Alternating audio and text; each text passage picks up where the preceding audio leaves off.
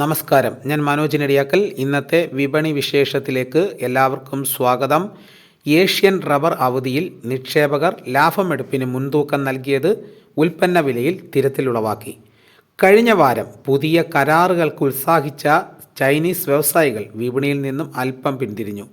ഇനി ലൂണാർ പുതുവത്സര അവധി ദിനങ്ങൾക്ക് ശേഷം വൻ ഓർഡറുകൾക്ക് സാധ്യത. ഇതിനിടയിൽ നവംബറിൽ വാഹന വിൽപ്പന ചൈനയിൽ കുറഞ്ഞ വിവരം വിപണിയുടെ കരുത്ത് ചോർത്താൻ ഇടയുണ്ട്. ബാങ്കോക്ക് ഷീറ്റ് വില 4-ാം ഗ്രേഡിന് 197 രൂപയും സംസ്ഥാനത്ത് 4-ാം ഗ്രേഡ് രാവിലെ 192 രൂപയും ആയിരുന്നു.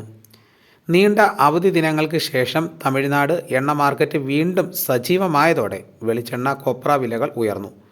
അതേസമയം കൊച്ചിയിൽ നാളികേര ഉൽപ്പന്ന വിലകളിൽ മാറ്റമില്ല.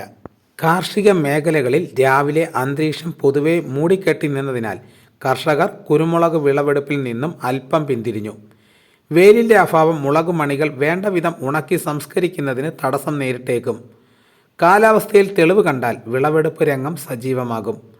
വടക്കേ ഇന്ത്യൻ സംസ്ഥാനങ്ങളിൽ നിന്നുള്ള അന്വേഷണങ്ങളുടെ പിൻബലത്തിൽ കുരുമുളക് വില പിന്നിട്ട വാരം ക്വിൻ്റലിന് 500 രൂപ വർദ്ധിച്ചത് ഉൽപ്പാദകരെ തിരക്കിട്ട് വിളവെടുപ്പിന് പ്രേരിപ്പിക്കുന്നുണ്ട്. കൊച്ചിയിൽ അൺഗാർബിൾഡ് മുളക് വില 100 രൂപ ഉയർന്ന് 69,900 രൂപയായി. വിദേശത്ത് നിന്നും ആവശ്യക്കാർ കുറവാണ്. രാജ്യാന്തര വിപണിയിൽ മലബാർ മുളക് വില ടണ്ണിന് $850. ഇതോടുകൂടി വിപണി വിശേഷം ഇവിടെ പൂർണ്ണമാകുന്നു. എല്ലാവരും ലൈക്ക് ചെയ്ത് സപ്പോർട്ട് ചെയ്യണം. ആദ്യമായിട്ടാണ് ഈ ചാനൽ കാണുന്നതെങ്കിൽ സബ്സ്ക്രൈബ് ചെയ്യാൻ മറക്കരുത്. നിങ്ങളുടെ അഭിപ്രായങ്ങൾ കമൻറ്റായിട്ട് രേഖപ്പെടുത്തണം. മറ്റൊരു വീഡിയോ ആയിട്ട് ഉടനെ എത്താം. എല്ലാവർക്കും എൻ്റെ